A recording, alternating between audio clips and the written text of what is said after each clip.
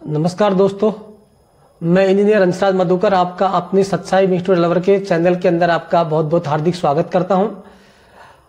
कल की जो हमने श्रृंखला बताई थी रेलवे के लिए जो भी आपका अभी प्रेजेंट में जो एग्जाम हो रहे हैं या फिर आने वाले एग्जाम है सभी के लिए श्रृंखला आपकी जो सीरीज है बहुत ही इंपॉर्टेंट होगी, बहुत एक तरह से मान सकते हैं आप ये वरदान साबित होगी। ये मेरा आपको एक यकीन मैं आपको दिला रहा हूं और आप विश्वास करके इस चीज को पूरी श्रृंखला को अच्छे से देखिए। और मैं आपके लिए मेहनत कर रहा हूं क्योंकि कल आपके कमेंट देखे अच्छा लगा, आपने अच्छे कमेंट किए, आपने बोला सर इसको आगे कंटिन्यू करें, तो इसीलिए मैं इस सेशन को आगे कंटिन्यू कर रहा हूं। बस मैं आप लोगों से थोड़ा सा उम्मीद करता हूं कि जितना हो सकता है अपने चैनल को अधिक से अधिक लोगों तक जहां भी आपके प्लेटफॉर्म सभी जगह सब्सक्राइब कर दीजिए, सॉरी इसको शेयर कर दीजिए और चैनल को सब्सक्राइब करें और कमेंट भी करें और जो भी सुधार हो सकते हैं उनको यथासंभव आप बताएं। बाकी किसी भी तरह की आपको मुझे उम्मीद है कि मैं आपको बहुत अच्छे से कोशिश करूंगा, अच्छा रिप्रेजेंट करने की कोशिश कर रहा हूं। बाकी धीरे धीरे जो थोड़ा सा एडिटिंग की या लिखने की जो प्रॉब्लम्स है वो धीरे धीरे हो जाएंगी। बाकी कंटेंट के मामले में कोई इशू नहीं आएगा जो आपके एग्जाम के लिए बहुत ही इंपॉर्टेंट साबित होगा। धन्यवाद। शुरू करते हैं आगे का आपका क्लास जो है। एक छोटी सी उसके साथ में मोटिवेशन एक लाइन है। बाकी देखो मोटिवेशन कुछ नहीं, right time right decision that is motivation. But फिर भी वो कहते हैं ना कि मिटा दे अपनी हस्ती को गर मर्तबा नाम का चाहे, मिटा दे अपनी हस्ती को गर मर्तबा नाम का चाहे, कि दाना खाक में मिलकर गुले गुलजार होता है, कि दाना खाक में मिलकर गुले गुलजार होता है। जय हिंद दोस्तों। शुरुआत करते हैं आज का क्लास आपका। तो देखिए आपके सामने क्वेश्चन, आपको इस 15 नंबर को नहीं देखना, ये तो जहां से हमने इस क्वेश्चन को लिया उसका आगे 15 नंबर लिखा होता है। क्वेश्चन नंबर 1 है आज का। एक व्यक्ति जो अपनी आय का 66 से सही 2/3% खर्च करता है, वह प्रति मास 1200 रुपए बचाता है। उसका प्रति मास उसका व्यय बोले तो खर्चा प्रति मास में कितना है। अच्छा नीचे इसमें क्वेश्चन दिया गया, एक्चुअल में क्वेश्चन एक्स्ट्रा है, ये नीचे भी इसका दिया गया, तो इसको आप ध्यान दें। अब इस क्वेश्चन को पढ़े, मैं इसी का समाधान आपको बता रहा हूं। देखिए बच्चों क्वेश्चन बहुत ही आसान है।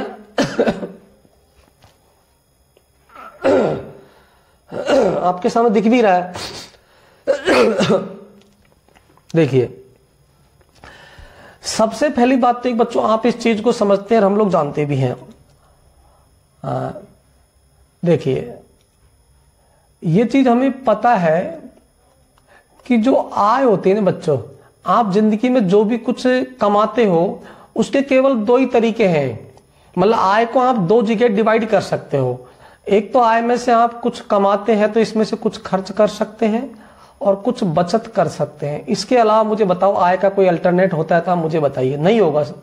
हाँ खर्च के टाइप हो सकते हैं, बचत के टाइप हो सकते हैं, सेविंग के टाइप हो सकते हैं और खर्च के भी टाइप हो सकते हैं, इनकम का भी टाइप हो सकता है। बट इनकम के जो पार्ट है वो 2 ही होंगे, खर्च प्लस में बचत। ये चीज आप लोग अच्छे से जानते होंगे। मैं देखो क्वेश्चन को थोड़ा, मेरी एक आदत है मैं बहुत आसानी से धीरे धीरे समझाता हूँ चीजों को। बाकी क्वेश्चन करने में मात्र ये 2 या 3 सेकंड का है और आपको समझ में आ जाएगा पूरा करने के बाद, ठीक है। पर मेरी आदत है मैं चीजों को अच्छे से समझाना चाहता हूँ बस बच्चों को ना, क्योंकि बेसिक वहां से होगा वहीं से क्लास शुरू होगी। अब देखो इसमें कह रहा है कि 66 सही 2/3% खर्चा। मैं सीधा अगर इस 66 सही 2/3% के बारे में बात करें तो इस 66 सही 2/3% का यदि आप फ्रैक्शन तोड़ते हैं, मैं सिंपल आपको बताता हूं। फ्रैक्शन का मतलब होता है इस परसेंटेज में डिवाइड बाई आप 100 अगर करेंगे तो ये फ्रैक्शन होगा और जब इसको आप सॉल्व करेंगे तो रियलिटी में सही मायने में 2/3 होगा। मैं आपको रियलिटी बताऊं। इसमें से आप ये कह सकते हैं कि 2/3। अब ये किसकी बात कर रहा है? ये खर्च की बात कर रहा है, यानी कि 3 पर 2 का खर्चा हो रहा है। ये रिप्रेजेंट कर रहा है कि 3 पर 2 का खर्चा होगा। अब खर्चा किस पर होगा? आय पर। तो आप सिंपल समझो कि 3 आपने कमाया, उसमें से 2 बच्चों खर्चा किया, ठीक है। तो आप खुद कह सकते हैं कि जो बचत है वो बेटा 1 होगी, तभी तो 3 होगा टोटल यार। Simple, it's simple, no doubt. तो आप कह सकते हैं कि 3 कमाया, 2 खर्चा किया, 1 बचत हुई, बस सिंपल। आपके पास में 1200 रुपए की बचत दे रखी है, यानी कि इस एक की जो वास्तविक वैल्यू है वो 1200 दे रखी है बच्चों। इट इज नो टेंशन, कोई घबराना नहीं, आराम से समझो ना। यानी कि ये 1200 बचत है, यानी कि 1 यूनिट का मान 1200 है। आपसे पूछ रहा है कि खर्चा कितना होगा, तो खर्चा कितना है? 2। तो 2 की वैल्यू हो जाएगी बेटा, 1 की वैल्यू 1200, 2 की वैल्यू सिंपल है 2400 होगी, नो डाउट।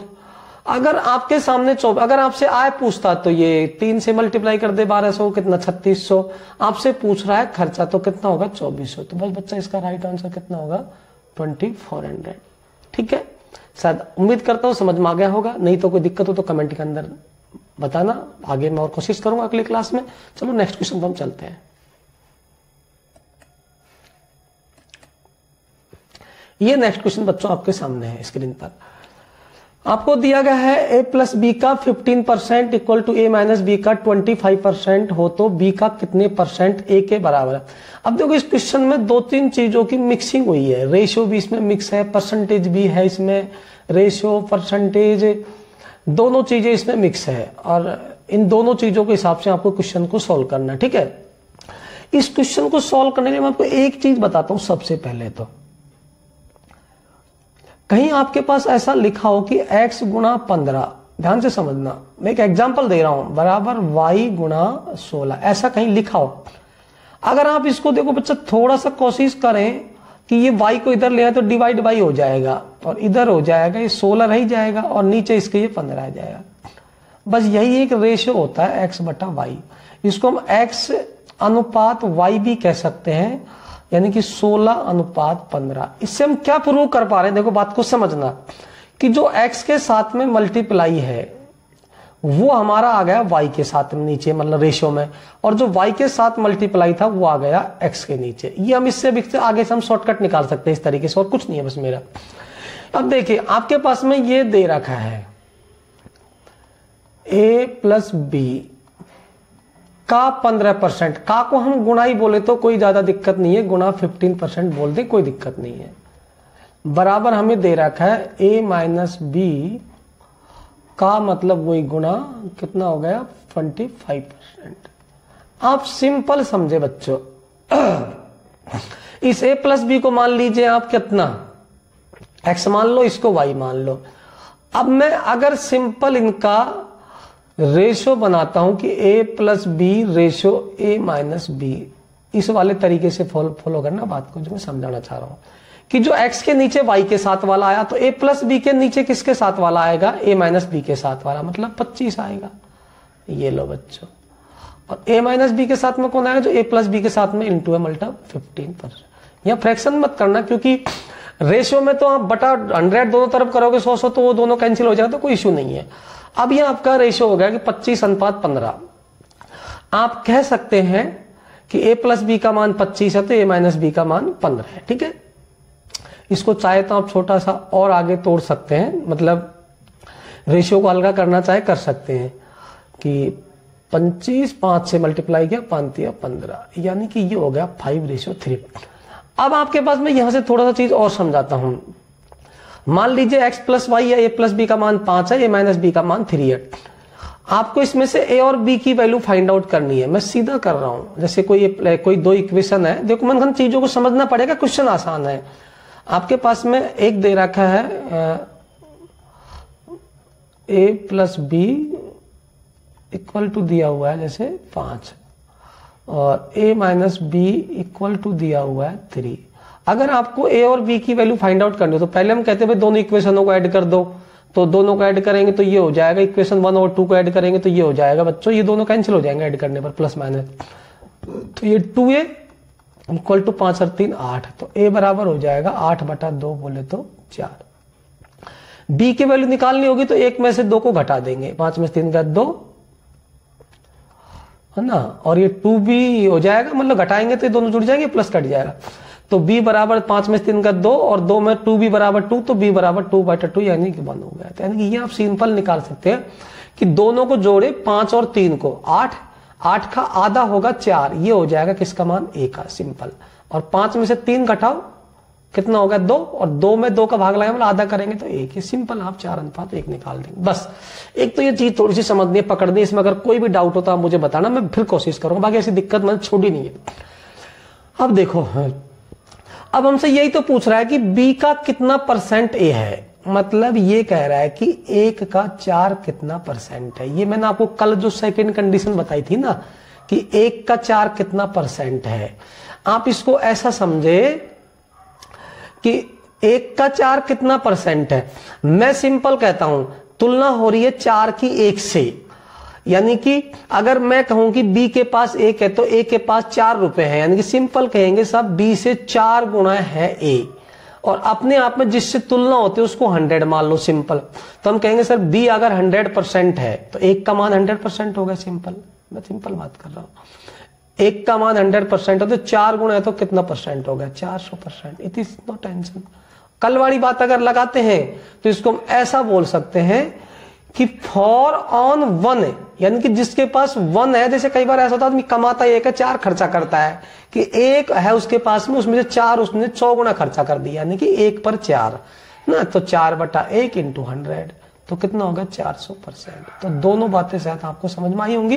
फिर भी कोई इश्यू तो मुझे बताना बच्चों। कोई बाकी पीडीएफ मैं आपको व्हाट्सएप ग्रुप में भी शेयर कर दूंगा, अपना सत्साई इंस्टीट्यूट का जो व्हाट्सएप ग्रुप है। बाकी आप चाहेंगे तो इसके कमेंट बॉक्स में मैं आपको डाल दूंगा, नो टेंशन। आप मुझे बोल देना जैसे आपको चित लगे, पीडीएफ भी आपको डाल दी जाएगी साहब टाइम टाइम पर। चलिए बच्चों, तो नेक्स्ट क्वेश्चन पर चलते हैं। बहुत इजी है, कोई दिक्कत नहीं है ना।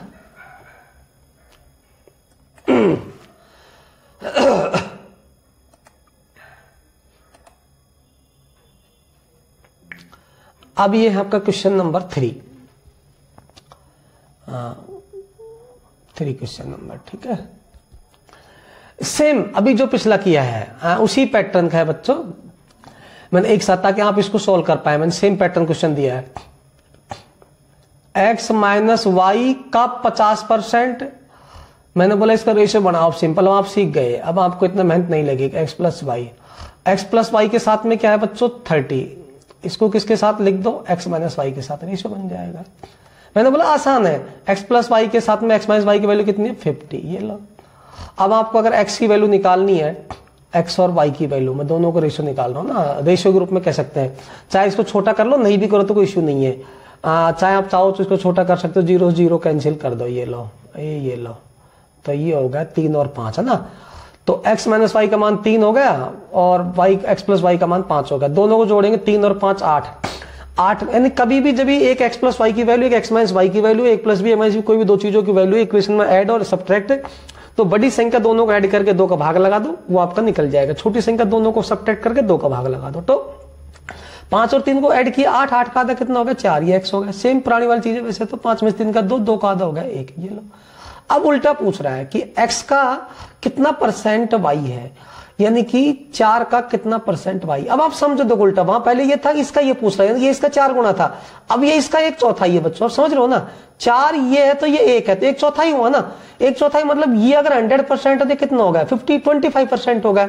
यहां पर ऐसा समझ सकते हैं कि यहां पर 1/4 मतलब 4 पर 1, यही तो है, 4 पर 1। हाँ, 1 पर 4 था तो इसको 100 से मल्टीप्लाई करेंगे तो कितना हो जाएगा? 25%। उसका अपोजिट है जस्ट पिछले वाले क्वेश्चन का। वहां ये पूछ रहा था पिछले वाले में इसका ये कितना है, तो ये 4 गुना था, तो ये 100 था तो ये 400 हो गया, और ये अगर 400 है तो ये 25 हो गया। बात खत्म। इतनी सी बात है बच्चों। तो अगर ये आपका कितना हुआ, समझ में आया मेरी बात? नहीं आया? चलो बच्चों, फिर बाकी में आगे और इस पे बात करते हैं ना। अगर नेक्स्ट क्वेश्चन हमारा हो जाएगा बच्चों ये वाला। नेक्स्ट क्वेश्चन हम लेते हैं, देखो।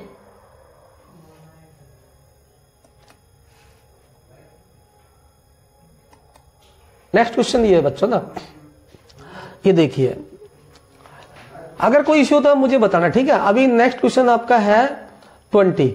एक विद्यार्थी ने किसी संख्या को 5/3 से गुणा करने के स्थान पर इसे 3/5 से गुणा कर दिया, तो परिकलन में त्रुटि % कितना है? मतलब त्रुटि का परसेंटेज आपसे पूछा गया कि जो आपने कैलकुलेशन करी उसमें एरर कितना % हुआ है, ठीक है। अब देखो मेरे बच्चों, बात को समझने की कोशिश करना। आपसे पूछ रहा है कि परिकलन में त्रुटि। अब इसमें एक तो पहली बात तो मुझे संख्या पता नहीं, वो संख्या क्या थी, ये पहली चीज। संख्या को उसने बोला कि एक तरफ उसको 5/3 से गुणा करने को कहा गया है। बात को समझना बच्चों, गुणा करने को कहा गया उससे 5/3 को। एक ऐसा मूसड़ आदमी था, उसने 5/3 से गुणा करने की जगह उसको क्या कर दिया? 3/5 से गुणा कर दिया। तो ये तो गलत वाली बात करी उसने, गलत वाली है ना, कि गलत काम तो उसने ये किया और सही काम उसका ये होना चाहिए था। समझ में आया? ये गलत काम हो गया जो उसने किया। 1 मिनट, थोड़ा सा समझ में आ रहा होगा शायद ना, 1 मिनट थोड़ा इसमें।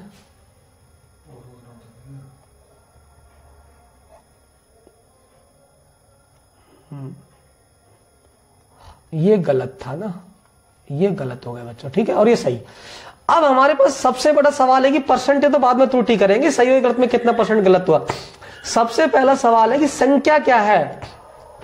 तो पहला हमारा क्वेश्चन यहाँ ये उठ के आता है कि इस क्वेश्चन में कई क्वेश्चन बन के आते हैं, आपसे संख्या भी पूछ लेता है कई बार हो, कोई एक संख्या दे देता है भाई सही इतना था या सही और गलत का डिफरेंस इतना था। इस क्वेश्चन में कई क्वेश्चन बन के आते हैं, आपको एक ही क्वेश्चन में सारी चीज क्लियर हो जाएगी।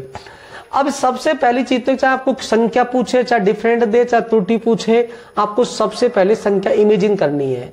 अब इमेजिन आप एक्स कर लो, वाई कर लो, गधा कर लो, कुत्ता कर लो, उसमें कोई इश्यू नहीं है, पर मैं वो चीज करूं जिससे मुझे फायदा हो, मेरा काम आसानी से हो सके।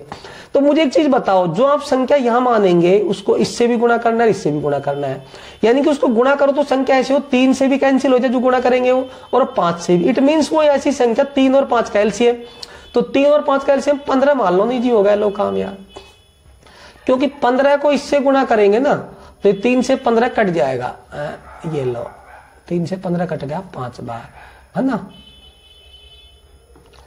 इधर भी 15 से गुणा करेंगे, ये लो, तो ये भी कट गया 15, बस यही चीज में चाहता कट जाता है पूरा पर वैल्यू हो जाए। तो 25 तो सही आ गया और 9 इसका गलत आ गया, यानी कि इसका मतलब ये हुआ कि उसको अगर वो 15 संख्या मानता है तो उसका सही आंसर 25 आता है, गलत आता है कितना 9। तो त्रुटि कितनी करी उसने, मतलब उसने 25 की जगह 9 मतलब उसने फाइंड आउट किया, बताओ। तो एरर कितना हुआ, एरर हुआ आपका 16 का, कितने का हुआ 16 का। तो आपको एरर परसेंटेज निकालना है, क्या निकालना है एरर परसेंटेज, ठीक है, एरर परसेंटेज, है ना।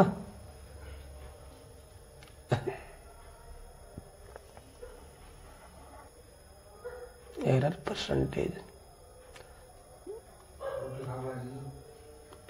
एरर परसेंटेज, है ना।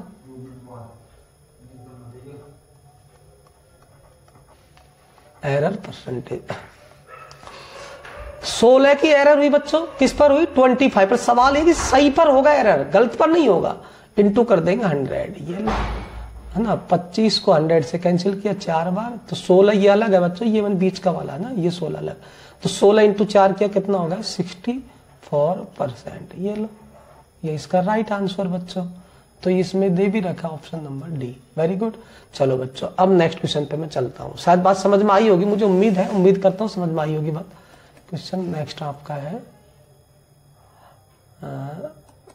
ये वाला, बहुत ही शानदार है और मैं प्रयास कर रहा हूं, शायद ईश्वर ने चाहा हमारी आप लोगों का सहयोग रहा तो बहुत जल्दी हम लोग आपको बहुत अच्छे लेवल पे मैथमेटिक्स को सिखा देंगे।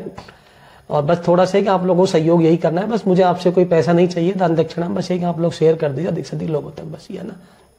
और समझ ताकि हमें थोड़ा सा ही कि हौसला बुलंद होता है, तो हौसला बुलंद इरादे नहीं को तो काम जल्दी हो जाता है। किसी विद्यालय में कुल विद्यार्थियों का 70% लड़की है, लड़कों की संख्या 510, तो बहुत इजी यार, है ना भाई। विद्यालय है, अब विद्यालय के अंदर सीधी सी बात है, बात लड़कों और लड़की की हो रही है। तो विद्यालय में 2 ही तरह के अब होते हैं भैया, लड़का होता है और एक लड़की होती है। बताओ इसके अलावा कुछ होता है क्या विद्यालय में, लड़के या लड़कियां? कोई गधे कुत्ते तो उनको काउंट करेंगे नहीं, हो भी सकते हैं गधे कुत्ते, बाउंड्री खराब हो, तो बाकी होंगे लड़का लड़की। हम मास्टर की बात नहीं कर, पर वो भी लड़के लड़की में आते हैं, वैसे तो मतलब मेल फीमेल ही होते हैं। तो विद्यालय में आपसे कह रहा है कि लड़के जो है, लड़कियां 70% है, इसको समझिए आप। लड़कियां कितनी है बच्चों?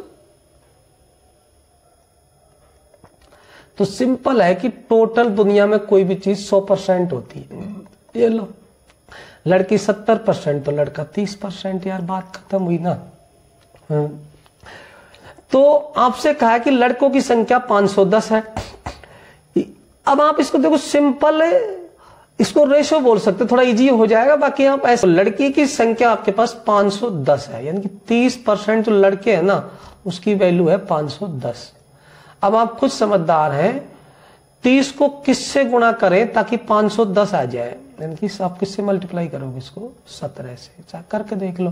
510 में 30 का भाग लगाओ, 17 51, सही है ना, बस बात खत्म। तो यानी कि 17 से मल्टीप्लाई करने पर 510 आ रहा है, यानी कि एक इकाई के मान। आप ये समझे, मैं इसको यह समझाता हूं कि 30% बराबर 510, ऐसा समझे। तो 1% बराबर 510 बटा 30, ऐसा समझे आप, बराबर 17। ऐसे होता है ना भाई, 30 कुत्ते आते 510 का, तो एक कुत्ता कितने का आएगा, 30 मिठाई इतने की, तो एक मिठाई कितने की, समझ गया ना, 30 आइटम इतने का, एक आइटम कितने का, तो एक आइटम 17। आपको 70 आइटम की बात कर रहा है, 70% लड़की है ना, तो इसको भी 17 से गुणा कर दो, या हम ये कह सकते जिससे इसको गुणा किया उसी से इसको गुणा कर दो। अब 17 इंटू 7 करेंगे तो क्या आएगा वो आप देख लीजिए ना, 17 इंटू मतलब 70, तो 0 से 0 आ ही जाएगा, और 7 7 49 कितना होगा 4, 7 1 7 4 11, 1190 होगा बच्चों ना। ये थोड़ा कहीं कहीं इसमें आंसर में मिस्टेक है ना, ये 1700 नहीं आएगा, इसमें एक भी ऑप्शन नहीं है, शायद ऑप्शन सारे गलत है। बाकी एक बार और चेक कर लो, कोई बाकी एरर है नहीं, और वो तो बाद में मुझे बताना। बाकी 1190 इसका आंसर आएगा ना, कितना आएगा 1190। ठीक है, चलो ठीक है बच्चों, कोई हो सकता है बाई मिस्टेक अगर एरर वैसे हो तो बाकी मुझे बोल देना, बाकी प्रोसेस इसका यही है। ठीक है, बाकी आंसर 1190 होगा।